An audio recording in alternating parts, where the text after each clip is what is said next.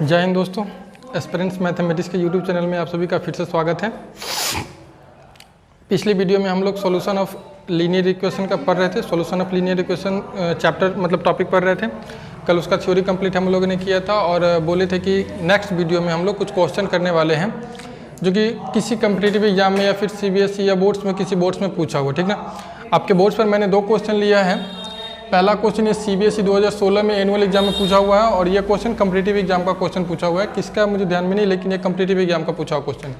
मैं दोनों क्वेश्चन को करने वाला हूँ, इसके बाद हम लोग आगे टॉपिक पर चलेंगे। ठीक है, पहले इस क्वेश्चन को देखते हैं। जैसे कि इस टाइप का क्वेश्चन आपके बिहार बोर्ड में नहीं पूछा जाता है, ठीक ना, लेकिन CBSE में हर साल वह एक क्वेश्चन दे दिया जाता है। ये 5 मार्क्स में क्वेश्चन पूछता है CBSE के लिए। तो ये मत समझना कि बिहार बोर्ड में नहीं पूछ सकता है, सनकी है, डाल भी सकता है। ठीक ना, तो छोड़ करके नहीं चलना, हम लोग को कवर करते हुए चलना है। मैं इस क्वेश्चन को देख रहा हूँ, मैं आपको बताना चाहूँगा जैसे कि आप लोग 10th क्लास में पढ़ते थे जो 2 चर वाले रैखिक समीकरण इक्वेशन में चैप्टर में कि लैंग्वेज में क्वेश्चन दिया होता था, पहले उसको हम लोग इक्वेशन बनाते थे, फिर उसके बाद इक्वेशन को सॉल्व करके x y का वैल्यू निकालते थे। वही सेम टाइप से ये भी क्वेश्चन है। इसमें 3 वेरिएबल्स है, 3 पर्सन होंगे। ठीक ना, मैं क्वेश्चन को रीड कर रहा हूँ, आप लोग को थोड़ा बहुत लाइटिंग की वजह से प्रॉब्लम हो रही होगी, मैं पढ़ करके सुना रहा हूँ आपको। कह रहा है कि a shopkeeper has 3 varieties of pen A, B and C। मतलब एक दुकानदार के पास 3 वैरायटी का पेन है। एक का नाम उसने A रखा है, दूसरे का B और तीसरे का C। मतलब ABC 3 टाइप का पेन है। Meenu purchase 1 pen of each variety. मतलब मीनू नाम की जो लड़की है वो तीनों वेराइटी का एक एक पेन खरीदती है। परचेज करने का मतलब खरीदती है। For a total of ₹21। मतलब वो 21 रुपया में 3 मतलब 21 रुपया में तीनों टाइप्स का एक एक पेन खरीदता है। ठीक है, दूसरा है जीवन परचेज 4 पेन ऑफ A। मतलब A टाइप का जो पेन है वो 4 को खरीदता है। Three pain of B variety और B वेराइटी का 3 पेन लेता है। 2 पेन ऑफ C वेराइटी मतलब C का 2 को पेन लेता है। मतलब 4 को A का, 3 को B का और 2 को C का कौन लेता है, ये जीवन लेता है। ठीक ना, और उसको टोटल कितना रुपया देना पड़ता है, 60 रुपीज़ में, यानी 60 रुपया में लेता है। While Shikha purchase 6 pain of A। जो शिखा नाम की लड़की है वो A पेन 6 खरीदती है। 2 पेन ऑफ B का 2 को पेन खरीदती है। 3 पेन ऑफ C का 3 पेन खरीदती है। फॉर ₹70 रुपीज़ में। देन कह रहा है why using matrix method find cost of each variety of pen. तो हमको कह रहा है कि मैट्रिक्स मेथड का यूज करके तीनों पेन का अलग अलग एक पेन का दाम क्या होगा, A का एगो पेन का दाम, B का एक पेन का दाम, C का एक पेन का दाम क्या होगा, यही हमको निकालना है। ठीक है, तो पहले आपको क्या करना होगा, तीनों के लिए एक इक्वेशन मतलब 3 इक्वेशन अलग अलग फाइंड करना होगा। चलिए बिना समय के बाद हम लोग शुरू करते हैं इसका सॉल्यूशन। क्वेश्चन नंबर 1 का सॉल्यूशन। ठीक है, 1 नंबर का सॉल्यूशन क्या है देखिए जरा सा। सबसे पहले हम क्या करेंगे, A वेराइटी, B वेराइटी और C वेराइटी तीनों का दाम हम लोग लेट कर लेंगे। ठीक ना, A का वेराइटी का X मान लेंगे, B वेराइटी का Y मान लेंगे, C वेराइटी का Z मान लेंगे। क्लियर है, चलिए तो हम लोग लेट करते हैं।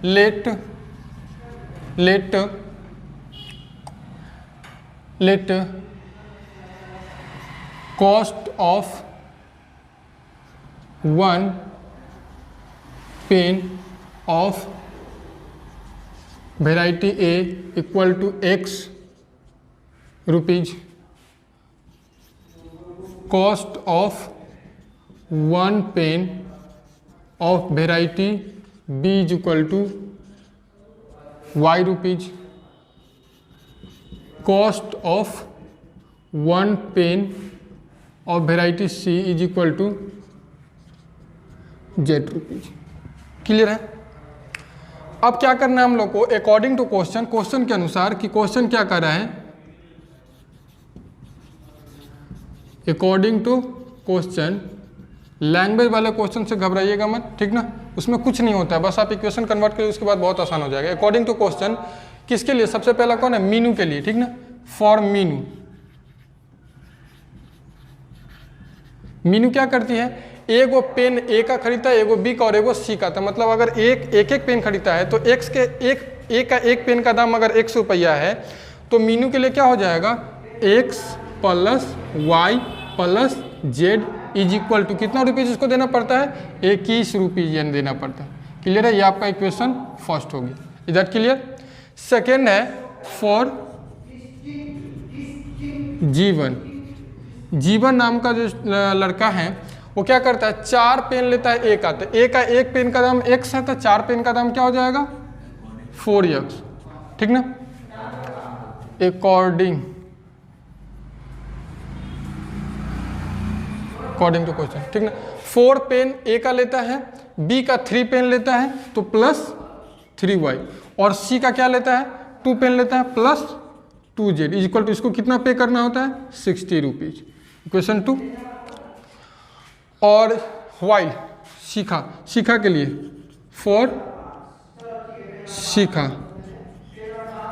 शिखा क्या करती है, 6 पेन ए का लेती है तो एक पेन का दाम यक्स है, तो ये आपका हो जाएगा 6x रुपीज, प्लस बी का 3 पेन लेती है, 2 पेन ऑफ बी का 2 पेन लेती है 2y, and 3 pen of C plus 3z equal to कितना 70। उसके बाद आपको नहीं दिख रहा कि ये क्वेश्चन कल के जैसा बन गया, 3 इक्वेशन दिए हुए हैं, अब इसको आप सॉल्व करना है, एक्स वाई जेड का वैल्यू निकालना है। आप लेट कर लीजिए, इसमें we can write it as ax is equal to b where a is equal to क्या हो जाएगा, वेयर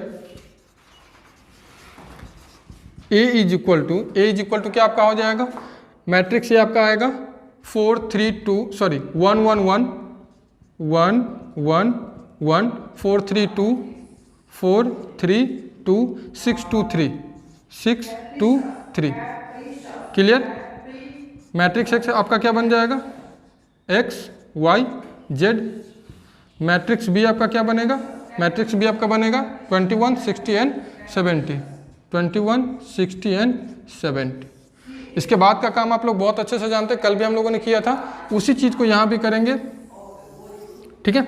चलिए देखते हैं अब इसमें क्या करना है हमको। इसको सॉल्व करने के लिए आपको पता है कि आप क्या लिखते हैं, x इज इक्वल टू आपको पता है वी नो दैट, इसी x का वैल्यू आपको फाइंड करना है। We know that x is equal to क्या होता है, adjoint of a into B by determinant of a, ये ना होता है। आपको डिटर्मिनेंट ऑफ a का वैल्यू निकालना है, फिर एडजॉइंट a का और b से उसके साथ मल्टीप्लाई करके डिटर्मिनेंट ऑफ a से डिवाइड कर देना, ठीक है। पहले हम लोग चेकआउट करते हैं डिटर्मिनेंट ऑफ a के वैल्यू के लिए ही। डिटर्मिनेंट ऑफ a का वैल्यू अगर 0 आता है तो उसके बाद हम लोग प्रोसीड करते हैं एडजॉइंट की तरफ, अगर 0 नहीं आता है तब तो डायरेक्ट इसी फार्मूला पर बैठा देते हैं। डिटर्मिनेंट ऑफ a क्या हो जाएगा आपका 1 1 1 4 3 2 6 2 3, इसका वैल्यू डायरेक्ट मैं कैलकुलेट कर रहा हूँ यहाँ पे, क्या आएगा 1 into 9 minus 4 minus 1 into 12 minus 12 plus 1 into 8 minus 18, clear है। 8 माइनस 18, ठीक है। इसको छोड़ेंगे तो 12 माइनस 12, ठीक है। इसको छोड़ेंगे 9 माइनस 4, क्लियर है। क्या हो जाएगा ये 5, 9 माइनस 4 5 इंटू 1 1, ये 0 हो गया, और ये आपका क्या हो गया प्लस 1 माइनस 10 वैल्यू क्या आ गया आपका -5, क्लियर है। देखिए कैलकुलेशन में अगर आप कहीं भी थोड़ा भी मिस्टेक करते हो, प्लस माइनस का अक्सर हो जाया करता है, मुझसे भी हो जाती है, लेकिन अगर आपका थोड़ा बहुत मिस्टेक होगा तो आपका आंसर मैच नहीं करेगा, ठीक है। डिटर्मिनेंट ऑफ ए का वैल्यू है। उसके बाद आपको क्या करना है, एडजॉइंट ऑफ ए और बी तो दिए हुए, एडजॉइंट ऑफ ए के लिए फॉर एडजॉइंट ऑफ ए आप क्या करोगे, फॉर एडजॉइंट ऑफ ए सारे का कोफैक्टर निकालिएगा C11, मैं आपको दिखा रहा हूँ C11 क्या हो जाएगा, C11 पॉजिटिव में आएगा प्लस 9 माइनस 4 यानी 5, C12 माइनस इसके साथ लगेगा तो क्या हो जाएगा फर्स्ट रो सेकेंड कॉलम छूटेगा, 12 माइनस 12 तो ये 0 हो जाएगा, प्लस माइनस लगाने का झंझट नहीं है। C13 is equal to first row third column 8 minus 18, ठीक ना, तो ये आपका हो जाएगा 8 माइनस 18 यानी -10। C21 second row first column, second row और फर्स्ट कॉलम छोड़ेंगे तो आपका बनेगा 1 3 1 2 यानी 3 माइनस 2, तो ये निगेटिव ऑड पोजीशन है, 3 माइनस 2 यानी 1 हो जाएगा, लेकिन यहाँ पर -1 आएगा। C22 का वैल्यू कितना आएगा, C22 second row second column छोड़ेंगे तो 1 3 3 माइनस 6 यानी -3। उसके बाद C23 C31 C32 C33। चलिए C23 second row third column 1 2 1 6 यानी 2 - 6 यानी -4। ऑड पोजीशन है तो +4 बन जाएगा, ठीक है। उसके बाद 6 C31 third row sorry first third row और first column, third row first column, तो ये आपका बन जाएगा 1 2 3 2 - 3 यानी आपका हो जाएगा -1। पोजीशन इवन है तो -1 3 2। Third row second column, third row और सेकेंड कॉलम छूटेगा, थर्ड रो सेकेंड कॉलम 1 2 1 4 यानी 2 - 4 ऑड पोजीशन है +2 हो जाएगा, ठीक है। थर्ड रो थर्ड कॉलम छूटेगा 3 - 4 यानी आपका हो जाएगा -1। सारे के सारे कोफैक्टर लिख लिए। अब डायरेक्ट इसका एडजॉइंट का वैल्यू लिख दे रहे हैं, एडजॉइंट ऑफ ए बराबर, इसीलिए adjoint of A is equal to, आप डायरेक्ट लिख सकते हो कोफैक्टर को C11 को इसके जगह पर रिप्लेस करना होता है, उसके बाद उसका ट्रांसपोज फाइंड करना होता है। तो आप डायरेक्ट लिख लो ट्रांसपोज के साथ, ए के साथ क्या हो जाएगा C11 C12 ऐसे ना लिख करके ऐसा लिख लेते, क्या हो जाएगा आपका 5 0 -10 -1 -3 +4, ठीक है, -1 2 -1। क्लियर। अब आपको क्या फाइंड करना है, नाउ x बराबर डायरेक्ट आप रख सकते हैं, सारा वैल्यू निकल गया आपके पास, एडजॉइंट ऑफ ए निकल गया, डिटर्मिनेंट ऑफ ए निकल गया, b निकल गया, आप डायरेक्ट आप लिख सकते हो, क्योंकि आप जानते हैं x इज इक्वल टू क्या होता है adjoint of a into B by determinant of a is equal to, x का वैल्यू पुट कीजिएगा तो क्या हो जाएगा आपके पास x y z is equal to adjoint of a का वैल्यू आपके पास है 5 0 -10 -1 -3 4 -1 2 -1 इंटू बी का वैल्यू क्या है, बी का वैल्यू है 21 60 एंड 70 अब बाई -5। इधर कैलकुलेट कीजिए, इधर तो कैलकुलेट करने का जरूरत नहीं है, x y z is equal to -1/5। Calculate कीजिए इसको, 5 × 21 -1 × 60 और -1 × 70, फिर 0 × 21 -3 × 60 +2 × 70, ठीक है, -10 × 21 +4 × 60 -1 × 70। आगे x y z -1/5, इसका कैलकुलेशन करने पर 105 -60 और -70, ये आपका हो जाएगा 130 -130 और 105, ये आपका आ जाएगा -25, ये आपका आ गया -25। आप कैलकुलेट करके देख लीजिएगा, 0 -180 और ये 140, तो आपका हो जाएगा -20, ये आपका 210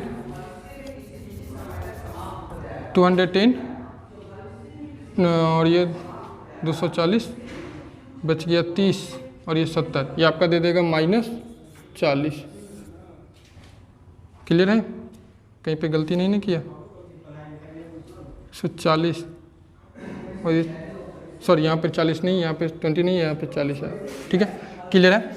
अब क्या करेंगे, इस 5 से इसमें डिवाइड कर लेंगे, तो आपका हो जाएगा x y z is equal to 1/5 -1 minus से सारा पॉजिटिव बना देगा, ये आपका हो जाएगा 5 8 8।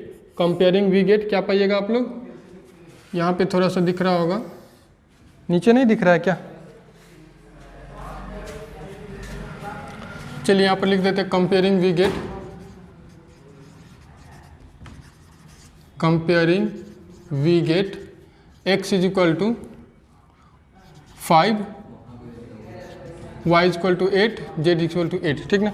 आपको नहीं दिख रहा होगा, लेकिन आप अगर समझदार है तो आपको समझ में आ रहा होगा कि कैलकुलेशन क्या हम किए हैं, ठीक ना। देखिए यहाँ पर कैलकुलेशन करने के बाद कंपेयर करना है, x y z का वैल्यू आ गया, x बराबर 5, y बराबर z, y बराबर 8 और z बराबर 8। मतलब आपको क्या निकालना था, x y z का ही वैल्यू निकालना था। हमने माना था ना कि वेराइटी ए का पेन का, वेराइटी ए पेन 1 पेन का कीमत कितना है, तो 5 रुपया है। वेराइटी बी के 1 पेन का कीमत 8 रुपया और वेराइटी सी का भी 8 रुपया। आप ये 5, 8, 8 ही किसी एक इक्वेशन में रखिए, सब में आपको सेटिस्फाई कर देगा। जैसे देखिए 5, 8, 8 कितना हो जाएगा, 21 होगा ना, 8, 8, 16 एंड 5, 21। इसी तरीके से किसी में भी रख के देख लीजिए, आपका सेटिस्फाई कर जाएगा, ठीक है। उम्मीद कर रहा हूँ कि आपको 100% समझ में आ गया होगा। क्वेश्चन नंबर 1, लैंग्वेज से घबराने की जरूरत नहीं है। लैंग्वेज से एक बार आप इक्वेशन फाइंड कर ले, उसके बाद तो कैलकुलेशन ईजी हो जाता है, ठीक है। इस क्वेश्चन का स्क्रीनशॉट लीजिए। नेक्स्ट क्वेश्चन जो आपके बोर्ड पर है उसको सॉल्व करते हैं हम लोग, ठीक है।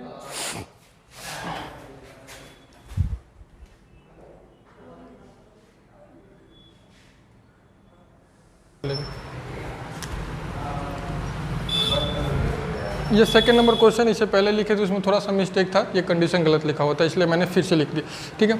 सेकंड नंबर क्वेश्चन है, ये क्या है, कॉम्पिटिटिव एग्जाम इस टाइप का क्वेश्चन पूछा जाता है। कह रहा है कि इफ सिस्टम ऑफ इक्वेशन, ये जो आपको सिस्टम ऑफ इक्वेशन दिया हुआ है, हैव ए यूनिक सॉल्यूशन। कल मैंने बताया था unique solution, finite solution and no solution के लिए, ठीक ना, कंडीशन बताया था। Have a unique solution, then इसमें जो लेमडा अवेलेबल है उस लेमडा का वैल्यू क्या है। कल के वीडियो में मैंने डिस्कस किया था कि इस टाइप का क्वेश्चन आपके कॉम्पिटिटिव एग्जाम में पूछा जाता है कि कोफिशिएंट जो होता है उस कोफिशिएंट को हटा करके उसके ऊपर कोई मतलब अननोन डाल देता है, लेमडा, पी, क्यू कुछ भी डाल देगा और उसका वैल्यू आपसे पूछेगा, ठीक है। तो इसमें आपको कंडीशन, ये कंडीशनल क्वेश्चन है, कंडीशन पर ये बनेगा। ये क्या कर रहा है कि ये जो सिस्टम ऑफ इक्वेशन 3 इक्वेशन दिया हुआ है, इसमें लेमडा क्या डाले कि उसका यूनिक सॉल्यूशन आना चाहिए। और यूनिक सॉल्यूशन के लिए आपको कंडीशन पता होना चाहिए कि यूनिक सॉल्यूशन कब होता है। फर्स्ट नंबर कंडीशन याद कीजिए कि यदि determinant of A equal to 0 होता है देन ये यूनिक सॉल्यूशन देता है। क्लियर है। तो ये तो बहुत आसान होगा। डिटर्मिनेंट ऑफ ए का वैल्यू 0 नहीं, sorry, not equal to 0, determinant of A not equal to 0 करते हैं तो ही यूनिक सॉल्यूशन देता है, ठीक है। और डिटर्मिनेंट ऑफ ए का value 0, adjoint of A into b का वैल्यू 0 होता है तो इनफाइनाइट सॉल्यूशन देता है। और determinant of A equal to 0, adjoint of A into b का वैल्यू नॉट इक्वल टू 0 होता है देन नो सॉल्यूशन होता है। Clear.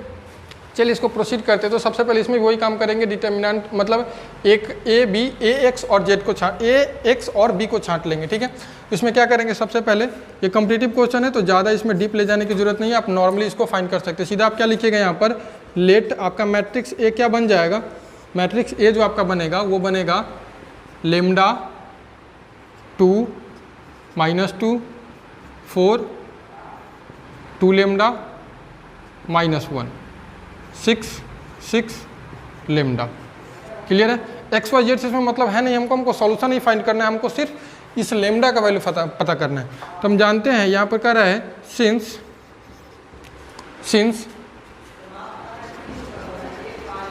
System of equation has unique solution,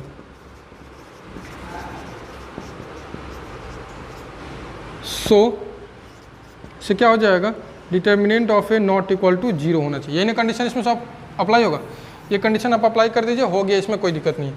तो इसमें determinant of A not equal to 0 होना चाहिए, उसी को सेटिस्फाई करने पर जो लेमडा आएगा वो आपका आंसर हो जाएगा। तो डिटर्मिनेंट ऑफ क्या हो जाएगा, लेमडा 4 6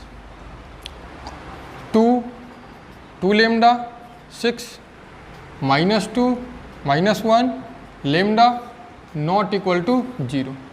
क्लियर। अब इसको सॉल्व करते हैं हम लोग, इस डिटर्मिनेंट को सॉल्व करेंगे, डिटर्मिनेंट का जो वैल्यू आएगा उसके अनुसार इसमें ये रख देंगे वो सारा का सारा value. Lambda into 2 lambda square plus 6 -2 into 4 lambda plus 6।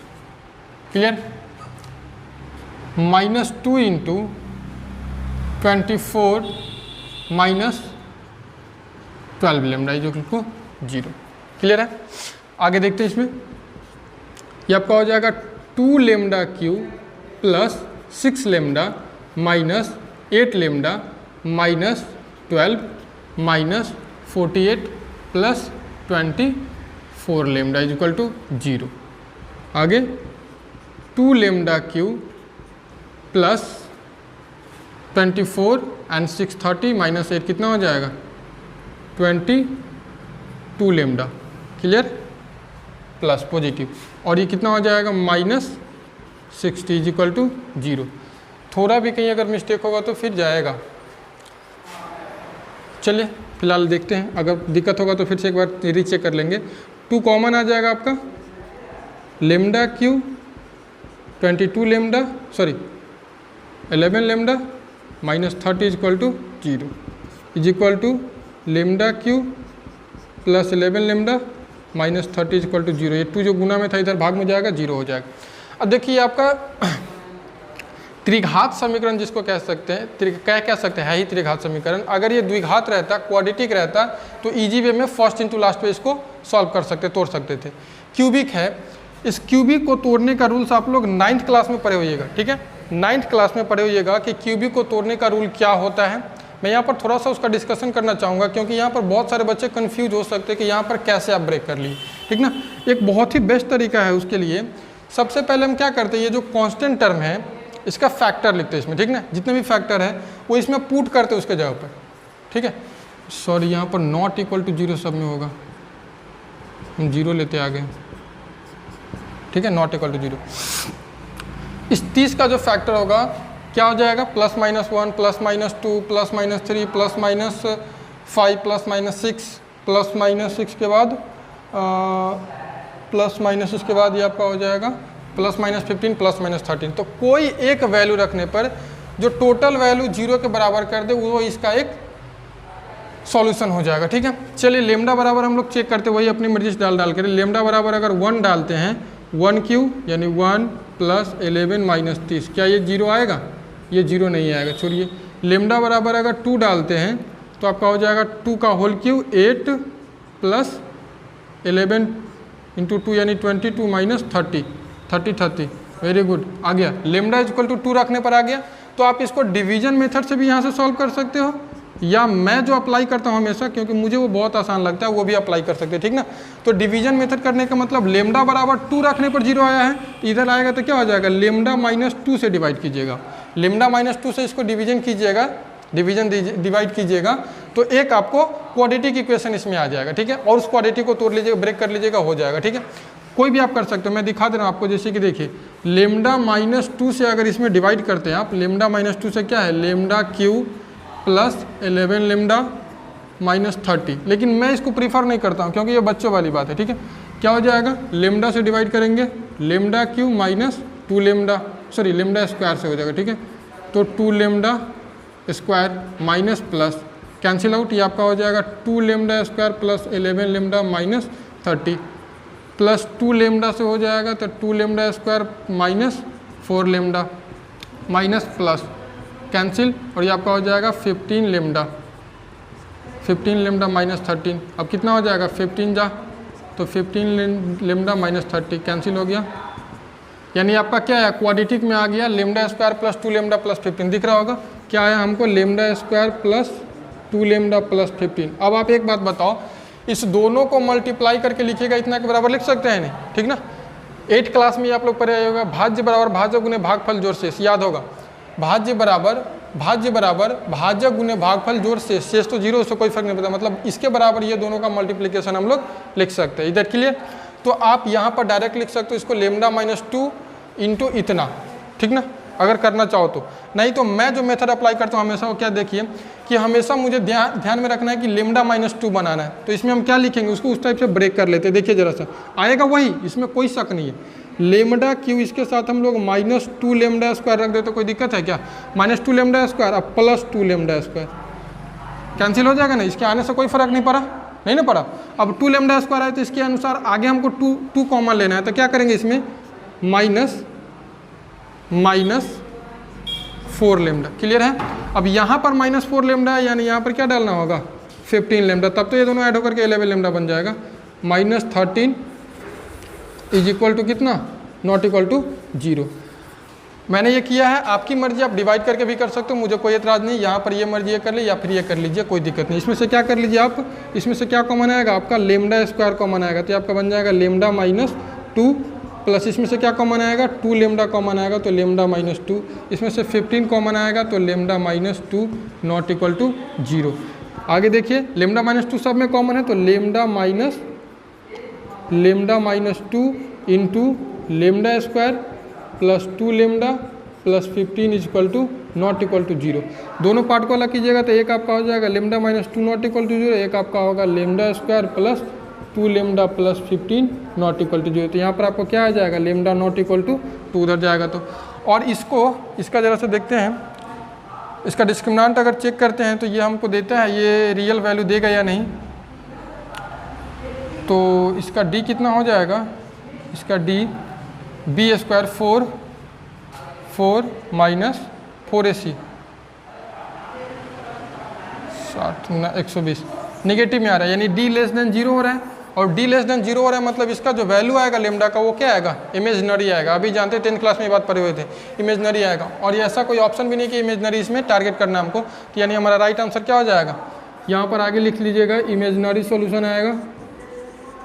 Imaginary इसको दिखाने का ज़रूरत भी नहीं है, तो आपका राइट आंसर हो जाएगा बी नंबर ऑप्शन कि लेमडा का वैल्यू 2 नहीं हो सकता है। 2 छोड़ करके बाकी कुछ भी रख लीजिए, कोई दिक्कत नहीं है। यानी आपका आंसर हो गया, आंसर आपका हो गया option number b, lambda not equal to 2। Clear है, इधर क्लियर। मैं एक बार फिर से आप लोगों के सामने इस बात को रिपीट करना चाहूँगा कि अगर आप यहाँ पर ये चीज़ प्रीफर नहीं कर सकते, सॉरी मैंने मिटा दिया है, यहाँ पर मिट गया है, आप डिवाइड करना आप लोग को आ रहा है तो आप डिवीजन रूल अप्लाई कर लीजिए, आपको यही हो जाएगा, ठीक ना, ये आ जाएगा। और एक बात और, आपको अगर भरोसा नहीं तो इस दोनों को मल्टीप्लाई कीजिए, आपका यही आएगा। क्लियर है, आपका आंसर यहाँ पर हो गया। इसका एक स्क्रीनशॉट ले लीजिए, आपको मैं बता रहा हूँ अब इसके बाद हम लोग क्या करने वाले हैं। इसके बाद हम लोग अभी तक जो भी क्वेश्चन देखा हम लोगों ने वो हमारा नॉन होमोजीनियस इक्वेशन के लिए था, ठीक है। अब एक दो क्वेश्चन हम लोग होमोजीनियस इक्वेशन के लिए भी करेंगे। जैसे कि मैंने बहुत सारे स्टूडेंटों को ये देखा है कि मन में ऐसी धारणा होती है कि अगर इक्वल टू तीनों जीरो रहेगा, कल ही बताया था होमोजीनियस क्या होता है, यहाँ पर तीनों में जीरो होगा, तो सीधा बोलता है कि एक्स वाई जेड तीनों का वैल्यू जीरो कर देगा। ये गलत धारणा है, ऐसा बिल्कुल मत आप लोग सोचना, ठीक ना। होमोजीनियस इक्वेशन का भी सॉल्यूशन होता है, कंपलसरी होता है, ठीक ना, होता है तो होता है, ठीक है। वही हम लोग डिस्कस करने जा रहे हैं। इसका एक स्क्रीनशॉट लीजिए। नेक्स्ट टॉपिक हमारा होगा होमोजीनियस इक्वेशन। चलिए अब शुरू कर रहे हैं हम लोग system of linear equation for homogeneous equation, ठीक है। कल के वीडियो देखने के बाद आप लोगों को पता चल गया होगा कि होमोजीनियस और नॉन होमोजीनियस क्या होता है। अभी तक हम लोगों ने जो भी क्वेश्चन देखा, जो भी प्रैक्टिस किया, वो सारा का सारा नॉन होमोजीनियस इक्वेशन का था, ठीक है। और एक बात आपको और बता दूं कि अभी तक जो भी हम लोग पढ़ रहे हैं मैट्रिक्स प्लस डिटर्मिनेंट का कंबाइन पार्ट पढ़ रहे हैं, ठीक ना, इसलिए इसमें मैट्रिक्स का भी यूज आता है, डिटर्मिनेंट्स का भी यूज आता है। इसके बाद जो मैंने कल वीडियो में लेक्चर में डिस्कस किया था कि क्रैमर्स रूल भी हम लोग पढ़ेंगे, चिंता मत कीजिएगा, ऐसा मत सोचिएगा कि सर जी नहीं बताए हैं। नेक्स्ट वीडियो में पढ़ेंगे क्रैमर्स रूल कि क्रैमर्स रूल क्या होता है, उसमें ओनली डिटर्मिनेंट्स का यूज होता है। सर अगर कोई पूछे कि क्रैमर्स रूल क्या है, ठीक ना, तो क्रैमर्स रूल जो है उसी क्वेश्चन को, सिस्टम ऑफ लीनियर इक्वेशन के क्वेश्चन को ही ओनली डिटर्मिनेंट्स का यूज करके, मतलब केवल और केवल डिटर्मिनेंट्स का यूज करके अगर सॉल्व करता है तो वही होता है क्रैमर्स रूल। क्रैमर्स ने केवल डिटर्मिनेंट्स का यूज करके उसका सॉल्यूशन बताया था, ठीक है। तो उसका डिस्कशन करेंगे जब आएगा तब। पहले इसको देखते हैं होमोजीनियस इक्वेशन का, ठीक है, कि होमोजीनियस इक्वेशन क्या होता है, ठीक ना, क्या होता है ये तो आपको पता है, ठीक ना। जैसे कि देखिए इसमें हम क्या लिख सकते हैं, let the system of equation are a1x b1y c1z equal to 0। चूँकि होमोजीनियस है तो हमेशा 0 रहेगा। a2x b2y c2z equal to 0, a3x b3y c3z equal to 0। तीनों इक्वेशन आ गया। अब यहाँ से आप क्या लिख सकते हैं, अगर आप we can right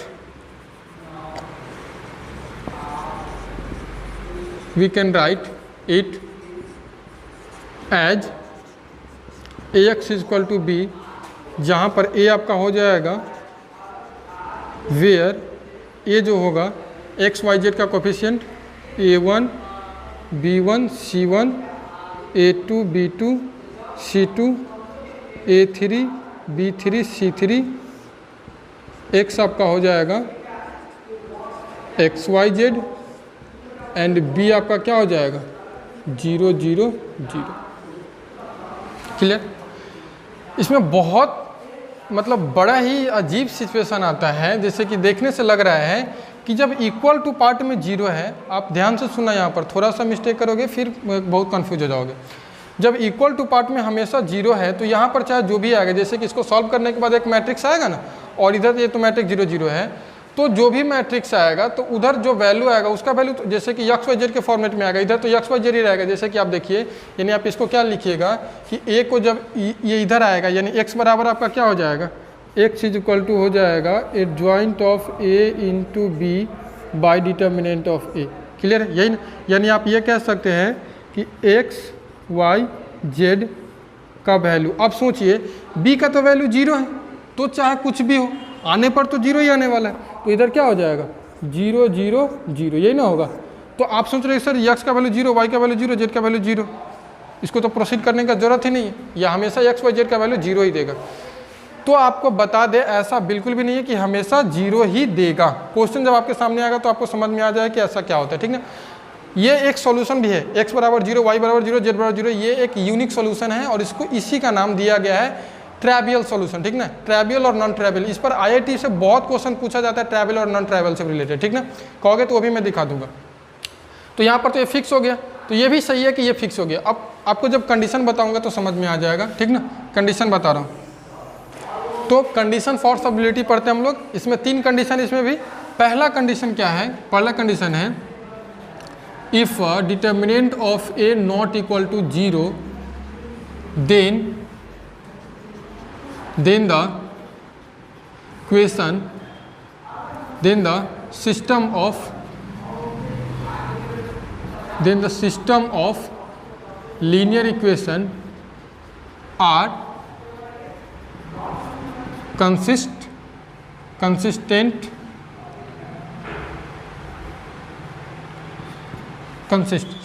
then the equation are consist with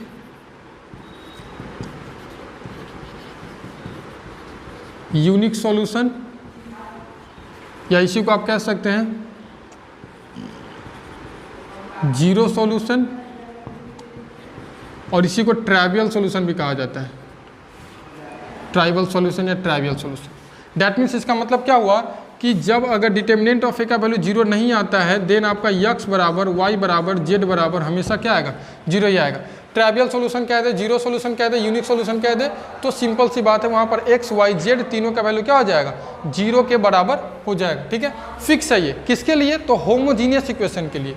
दूसरा नंबर कंडीशन क्या है, if determinant of A equal to 0 then system of linear equation are consist with finite solution,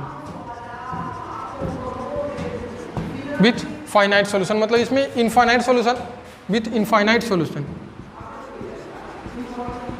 with infinite solution मतलब इस केस में अगर determinant of A का भी value अगर 0 आ जाता है और ऊपर में तो 0 है, तो ये 0/0 फॉर्म आया, तो इसमें इनफाइनाइट सॉल्यूशन आएगा, ठीक ना। बहुत सारे सॉल्यूशन आ सकते हैं और इसमें मेथड क्या होगा, और इसी को हम लोग क्या बोलते हैं, non trivial solution, non trivial solution. Clear है। नॉन ट्राइवल सॉल्यूशन आ जाए तो सिंपल सी बात है कि वहाँ पर x y z का वैल्यू 0 नहीं आने वाला है, कुछ और आने वाला है, ठीक है।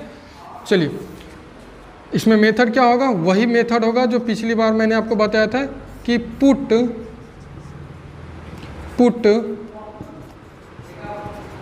z बराबर k and solve any two equation होगी। यही मेथड है कि अगर ट्राइवियल है तो x y z 0, non trivial आता है तो z बराबर k पुट करके उसमें दो इक्वेशन को सॉल्व कीजिए, आपका x और y का वैल्यू आ जाएगा, z का तो k होगा। ऐसा क्वेश्चन मैंने पिछले वीडियो में किया भी था, ठीक है। चलिए इस पर एक क्वेश्चन लेते हैं आपके सामने कि होमोजीनियस पर क्वेश्चन किस टाइप से पूछा जाता है। एक ही क्वेश्चन लूंगा, ठीक ना, उसके बाद आपका next topic next day. Sorry, एक तीसरा पॉइंट बंद लिखना, इसमें तो भूल ही गया, ठीक ना। तीसरा पॉइंट क्या है, हाँ ये कंसिस्ट, हाँ एक बात, ये तीसरा पॉइंट या नोट करके इसको लिख लीजिए। तीसरा पॉइंट क्या है, इसको नोट बना करके लिख लीजिए, ठीक ना। होमोजीनियस इक्वेशन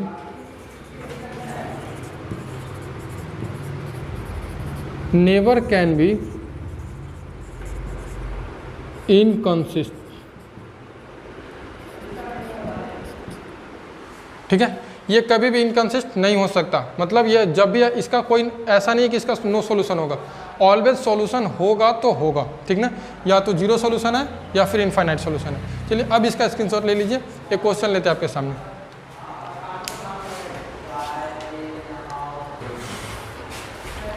चलिए क्वेश्चन लेते हैं, होमोजीनियस इक्वेशन से क्वेश्चन है, कंडीशन पर क्वेश्चन है। कहते हैं find the value of lambda so that 2x + y + 2 λ = 0, x + y + 3z = 0, 4x + 3y + λz = 0 have non zero solution, have non zero solution, यही कंडीशन दिया हुआ इसमें, ये बहुत इंपॉर्टेंट बात है। हैव नॉन जीरो सॉल्यूशन कहने का मतलब इसका जीरो सॉल्यूशन नहीं है, मतलब ये नॉन ट्राइवियल सॉल्यूशन देगा, ठीक ना। अभी दो कंडीशन पर है, पहला कि जीरो सॉल्यूशन होने का मतलब है कि डिटर्मिनेंट ऑफ ए का वैल्यू क्या हो जाएगा, नॉट इक्वल टू जीरो, और नॉट जीरो सॉल्यूशन यानी नॉन ट्राइवियल सॉल्यूशन का मतलब है कि डिटर्मिनेंट ऑफ ए का वैल्यू क्या आएगा, जीरो। तो इसमें आप क्या कीजिएगा, इस मतलब इसका इनफाइनाइट सॉल्यूशन है, सिंपल सी बात, कंडीशन नंबर 2 है। तो इसमें लेमडा के वैल्यू के लिए आपको क्या करना होगा, डिटर्मिनेंट ऑफ ए का वैल्यू जीरो करना होगा। आप इसमें से डिटर्मिनेंट ऑफ ए निकाल लीजिए, क्या हो जाएगा आपका, ए बराबर हेयर, डायरेक्ट कर लीजिए हेयर, ए मैट्रिक्स आपका क्या बन जाएगा वो पहले बना लीजिए, 2 1 2 2 1 2 x 1 3 सॉरी 1 1 3 4 3 लेमडा। बी आपका x तो लिखने का ज़रूरत नहीं, वैसे उसका ज़रूरत है नहीं, फिर भी लिख दे रहे हैं x y z, और b जो है आपका वो तो क्या है 0 0 0 ये, ठीक है। अब यहाँ पर क्या है, क्लियरली कर रहे हैं, since equation have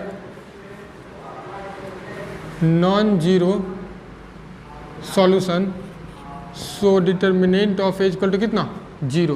determinant of A 2 1 4 1 1 3 2 3 lambda is equal to 0। Calculate कीजिए, 2 into lambda minus 9 minus 1 into lambda minus 12 plus 2 into 3 minus 4 is equal to 0। क्या हो जाएगा, 2 lambda minus 18 minus lambda plus 12 plus ये आपका minus 2 हो जाएगा is equal to 0, is equal to 2 lambda में से लेमडा जाएगा तो लेमडा माइनस 18 और ये 18 और 2 12 यानी प्लस 8 सॉरी माइनस 8 ना होगा, माइनस 8 इज इक्वल टू 0, उधर जाएगा लेमडा इज इक्वल टू कितना 8। फाइनल ऑप्शन क्या है, option number c, final answer आपका आ गया, आंसर ऑप्शन सी। इधर क्लियर, इसका एक स्क्रीनशॉट ले लीजिए। उम्मीद कर रहा हूँ कि आपका 100% क्लियर, 110% क्लियर हो गया।